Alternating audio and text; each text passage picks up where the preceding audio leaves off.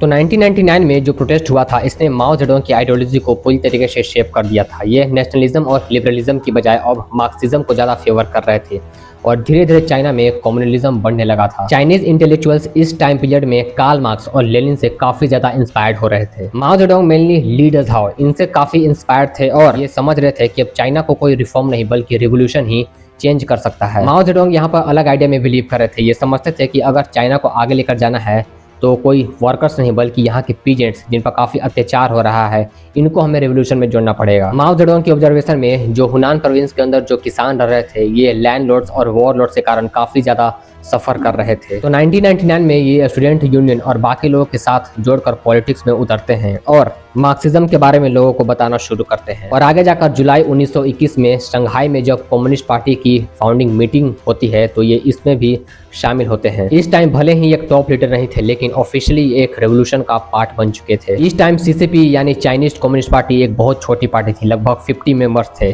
China इस time से 1926 तक वॉरलॉर्ड्स एरा में था जहां पर एक्सट्रीम पॉलिटिकल फ्रेगमेंटेशन जो किसानों पर जो अत्याचार था वो बहुत ही ज़्यादा बढ़ चुका था। तो यहाँ पर माओ जेडोंग की स्ट्रैटेजी सिंपल थी। इन्होंने ज़्यादा फोकस किसान पर किया, इसलिए इन्होंने फार्मर एसोसिएशन बनाया और हुनार में लेबर स्कूल ऑर्गेनाइज किया गया। इस टाइम पीरियड में जो सीसीपी था वो केएमटी पार्टी यानी नेशनलिस्ट पार्टी के साथ अलायंस में था और दोनों का मकसद सेम ही था कि चाइना में जो वॉरलॉर्ड्स की जो सिचुएशन थी इसको खत्म करना है और चाइना में लोगों को यूनाइट रखना है। तो इस टाइम पर केएमटी पार्टी के लीडर थे चियांग काई शेक। इनको लग रहा था कि अगर सीसीपी यानी माओ जेडोंग की पार्टी ऐसे ही बड़ा बनते रही तो हमारा तो वर्चस्व ही खत्म हो जाएगा। और जो केएमटी था इनको हाई क्लास जो अपर क्लास के लोग थे, जो बिजनेस क्लास के लोग थे, ये काफ़ी सपोर्ट कर रहे थे। ये बोल रहे थे कि अगर सीसीपी ऐसे ही आगे बढ़ती रही तो ये हमारे प्रॉपर्टी को सीज कर लेगी, इनके जो वर्कर्स है ये हमारे पर कंट्रोल कर लेंगे। तो जो केएमटी पार्टी के जो लीडर थे वे सोचते हैं कि क्यों ना हम सीसीपी को पूरी तरीके से खत्म कर दे। तो ये सीसीपी के ऑफिसेस,